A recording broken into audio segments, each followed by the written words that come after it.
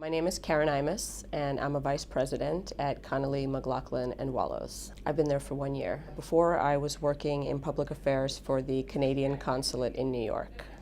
That was a really interesting experience. Usually the first thing that people ask me is if I'm Canadian, and I'm not. But what's interesting about New York is a lot of foreign consulates hire local individuals who have a good political lay of the land to help the diplomats navigate the city, state, and even federal political landscape.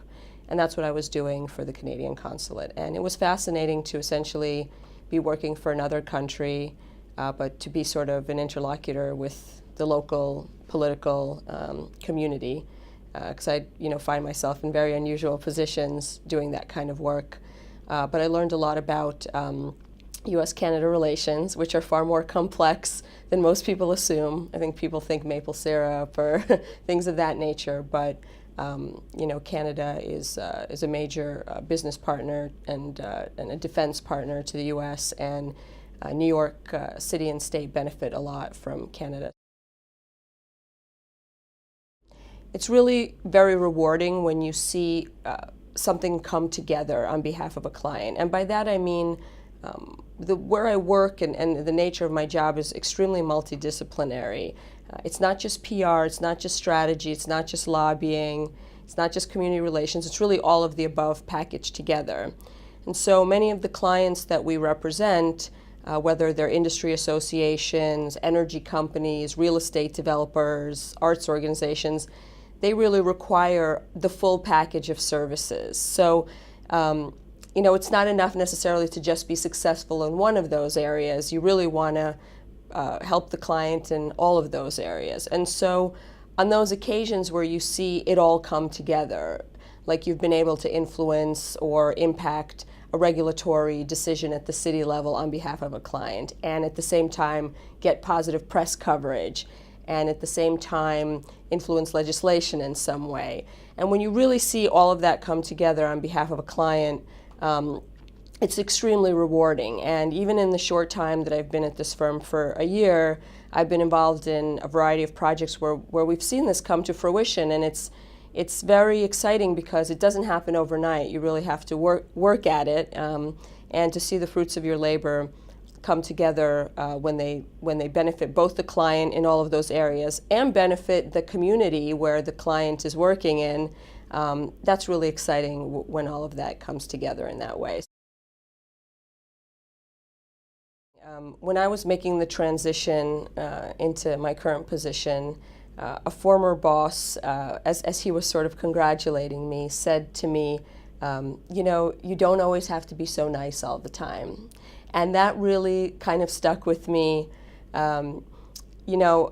I think politics is a complicated place. There's a place for niceness, and there's not a place for niceness. So while I haven't necessarily had the opportunity to really apply that advice yet, I'm working on it. And I always keep that in mind when we go into some of the tough negotiations or tough struggles on behalf of a client. With respect to political heroes, because I've worked both in sort of international relations and local politics, I have people I admire in both landscapes. And I think more on the international side, I really respect Madeleine Albright a lot. As she was the first female Secretary of State. She came into politics late in her life, not through the usual trajectory maybe that people would end up in that kind of position. She really showed remarkable leadership, I think, in the Clinton administration when working on Bosnia and Kosovo, and very self-assured, very confident, very intelligent, and I think she broke a lot of ground for women in politics. So she's one person that I really respect a lot. I've actually heard her referred to as Madame Cojones by some people in Florida, actually, related to something she worked on in Cuba. But that name has always really kind of stuck with me. I have a lot of respect for her. Gosh, that really depends.